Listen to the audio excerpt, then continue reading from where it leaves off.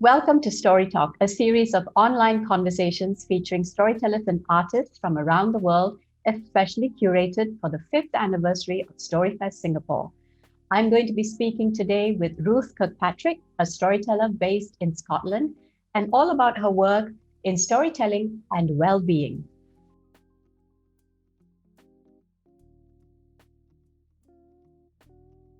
Hi, Ruth. Thank you for joining me on Story Talk. Hi, Kamini. It's lovely to see you. I wish I was there, but here I am here.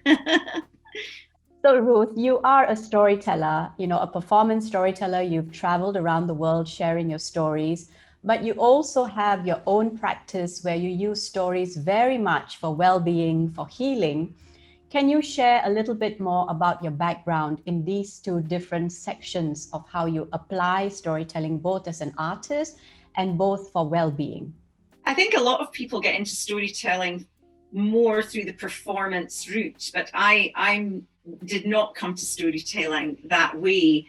I never had a sort of drama background or an English literature background, nothing like that. I was a social worker and always had an interest in finding different currencies to communicate with children and adults effectively. So I reached a point in my career where I was working in an educational social work project and found myself working with a very challenging class of 9, 10-year-olds. And it was very difficult for the teacher to even get them all to sit down at once and just do or listen to anything.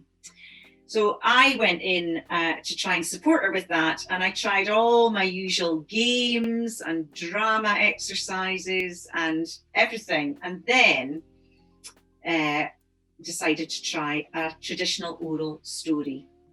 So with my heart thumping in my chest, I sat down and they all kind of sat down. And I started to tell them a Selkie story, which is a story that some people in Singapore might not have heard of, but a Selkie is a folkloric figure here in Scotland and in Ireland, and it's a seal who can also transform into being a person. So I told them this story of the Selkie, and I was amazed to see them all sit down, quieten down, and their eyes widen. Because these 24 children, when we discussed them in our project, we realised that we knew about 18 of the families because of issues of abuse, neglect, loss, bereavement, health, issues. So much going on for these children that they had almost developed a hard mask to deal with everyday life. And as I told them this story, it was as if that mask was allowed to melt away and they were able to connect with being a child, with the issues in the story. And it was as if they found peace for that 10 minutes.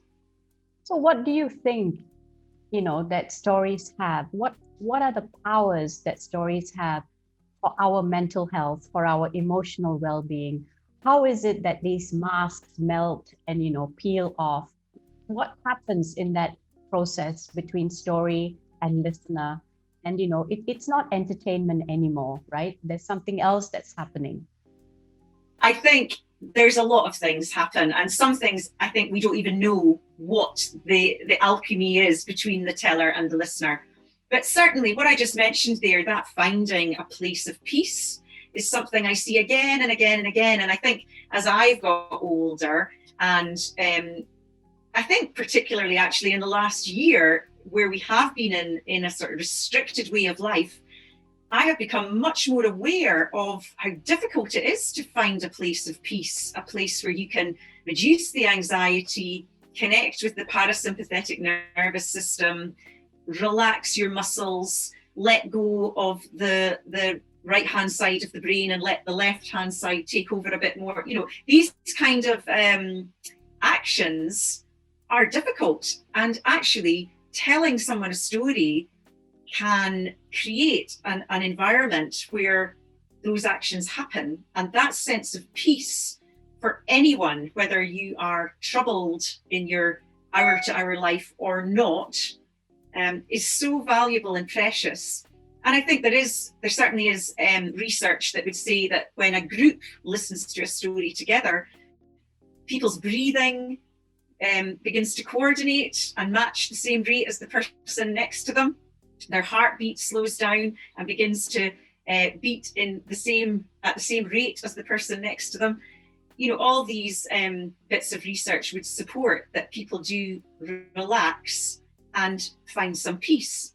But I think there's then also a kind of deeper layer where people connect with the metaphor and the imagery in the story and feel like perhaps their story is being told through the traditional story or fairy tale, which gives them a sense that they're not alone and gives them a sense that they're understood or in some way heard.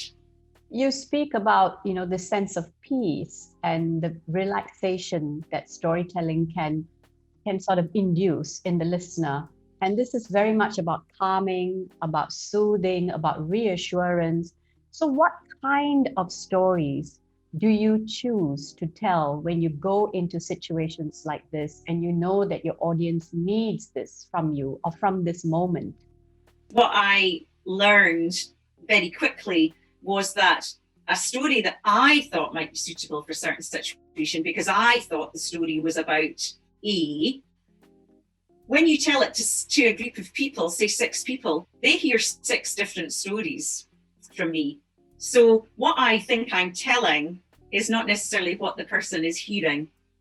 So really, feeling like you've got some sort of control over what people hear is a bit of a myth in itself. So you have to kind of just let that go. And again, as I've got older, I think I have more and more just listened to a little intuition in myself, thinking, I think I'll tell this.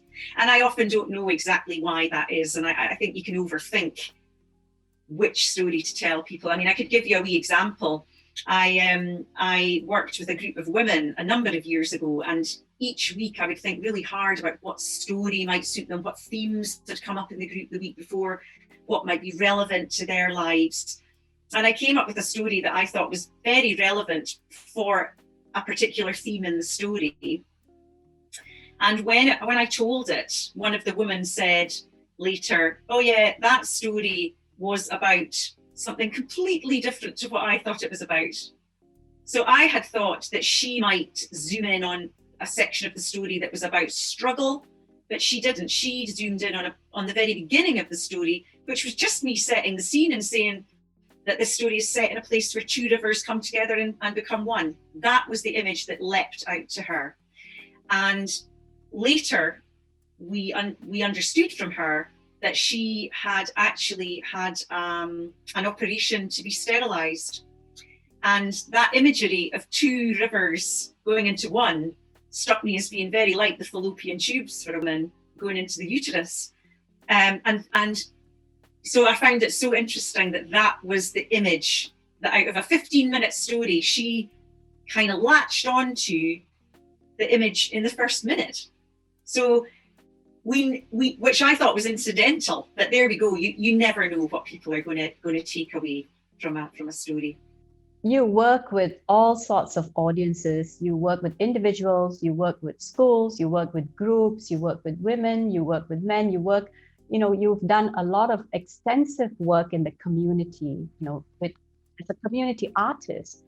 So could you share with us, a project that's a good example of using storytelling for well-being, either for a group or, for a class or for a community, and how you went about that project, some of the learning points and also some of the difficulties and problems that you encountered?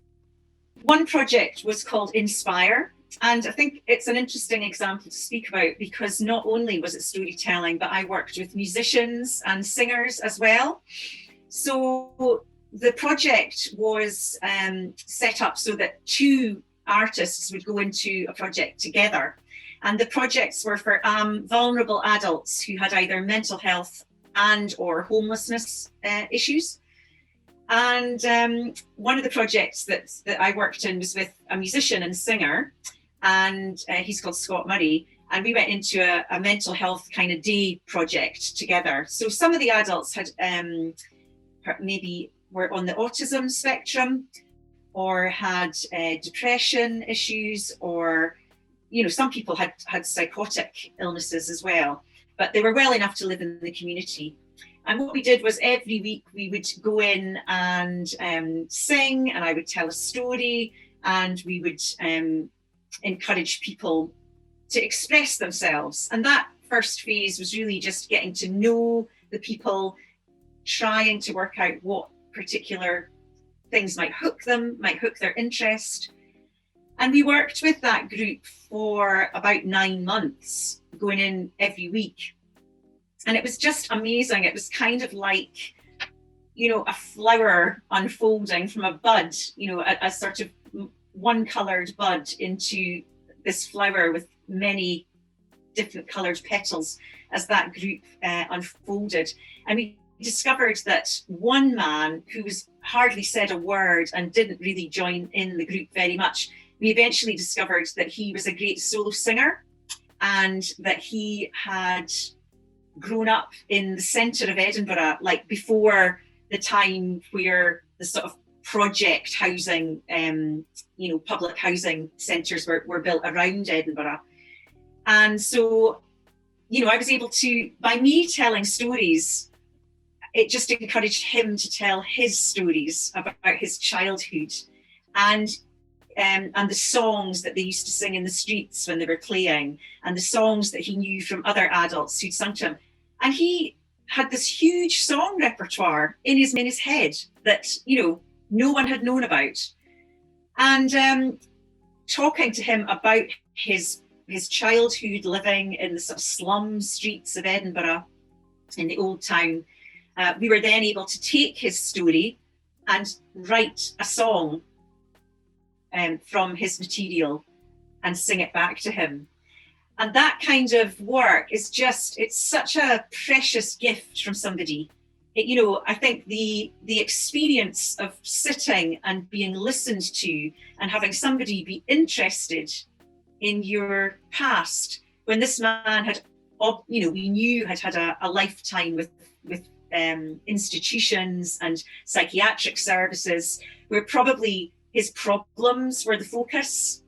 So to have someone sit and show interest in whatever he wanted to speak about is a very nurturing experience. And, you know, I'm always conscious that the word therapy comes from a Greek root meaning to attend to.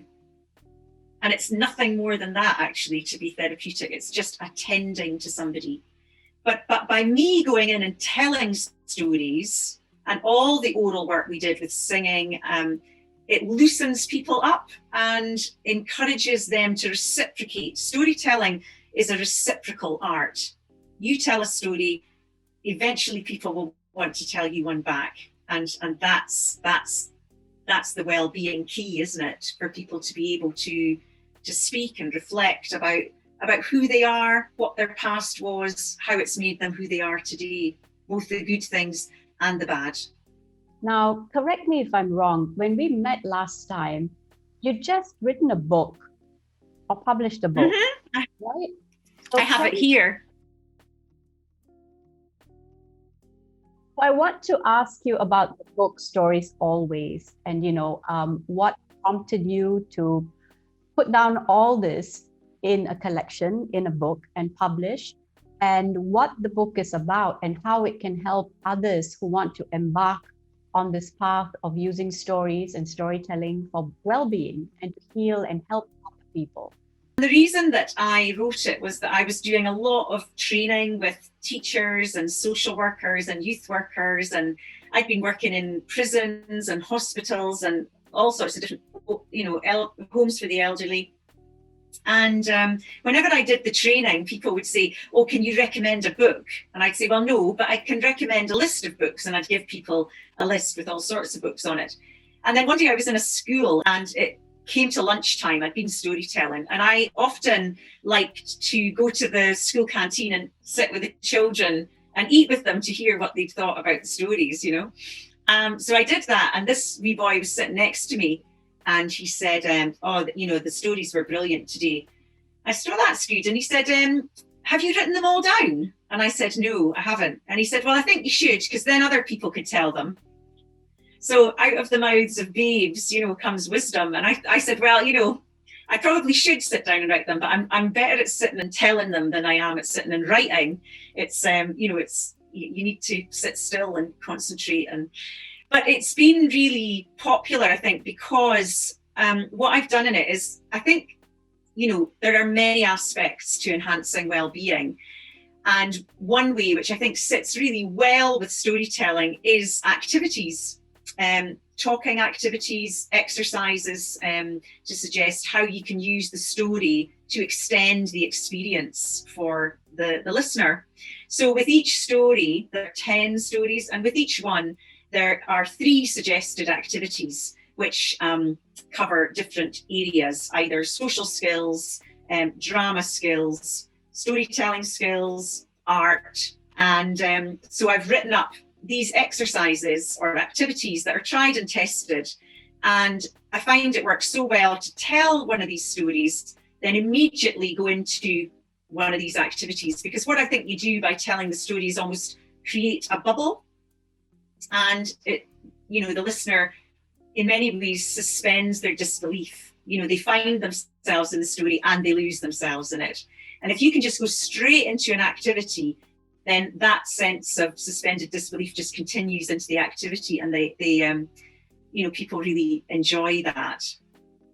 So, you know, last year and some of this year has been really difficult for people around the world. And many countries and many places and communities are still struggling with having to work from home, learn from home, you know, their livelihoods at risk, coping with people who are close to them, whom they've lost, you know, coping with the problems of not being able to meet as families because of travel restrictions, all the other issues that this, you know, living in lockdown and living under this strange pandemic situation has brought up. Have you worked on any specific projects last year or sometime this year that relates directly to these sort of new issues that cropped up? And how have you used storytelling to address some of these issues? Well, I you know, work part-time as a social worker, and my job is to ensure that children have a coherent plan that everyone works to. So in that role, I have been completely on screen, on MS Teams, you know, chairing meetings all day long. So I made a conscious decision for my well-being that I would not become very involved in storytelling on screen in the past year. So I have not done as nearly as much storytelling as I would usually. But what I have done is in my reviewing role is I have really challenged social workers and foster carers, because, you know, if there's been a plan that a child needs to know more about their history, you know, their own life story, what people have tended to do is say, "Oh, well, we've had to put that on hold. We can't do that on screen." And what I've been involved in doing is supporting and kind of supervising social workers to find ways to do that work on screen, either on screen entirely or with the support of the foster carer, so that that child's sense of their own story is progressed. And what I'm going to do this year is I'm going to undertake some more training in life story work for children and adults as a vehicle for improving their mental health and well-being. But I think it's so important that, you know, with the children and adults who I work with that just don't have a sense of their own life story. And again, research by Maine has shown that if adults do not have a coherent life story, then they struggle with their mental health. And it doesn't even matter what bad things have happened in the past. the most important thing is that the adult comes to terms with them and understands them, what has happened, and is aware of what's happened, so that they can begin then to process that and begin to heal. And storytelling is just a great way to get to know somebody, that they feel that they've got to know me by me telling them a story, even though I haven't told them anything explicitly about my life. You get a sense of intimacy and closeness. So even just on that level, it's a very effective tool. Do you have any last words for those out there, viewers and listeners and audience, who would like to take their first steps in using storytelling for well-being or healing? What would be some advice? Never underestimate the power of a story for somebody, but don't worry about the effects of a story on somebody. I often meet people who say, oh, I don't think you should tell a story about this because that's happened to this child or that's happened to this adult. And to be honest, in over 20 years of using stories with very vulnerable people, I have never had somebody say, I'm really, really upset and damaged by that story that you've told me. So I think they're ancient. It's an ancient art, and the reason that it's lasted is because it connects with people. It comes from people, and it's for people. And really, if you have good intention when you're planning and carrying out storytelling for well-being, then it will have positive effect. Thanks so much, Ruth. Thank you so much for joining me on Story Talk and for sharing your experience with our listeners. Thank you so much. Pleasure. Bye-bye. Take care. You too. Bye, Ruth. Thank you. So I've been chatting with Ruth Kirkpatrick from Scotland, and we've been discussing storytelling and well-being. If you've enjoyed our conversation and if you'd like to find out more about the different applications of storytelling, follow our series Story Talk on StoryFest Singapore's YouTube channel.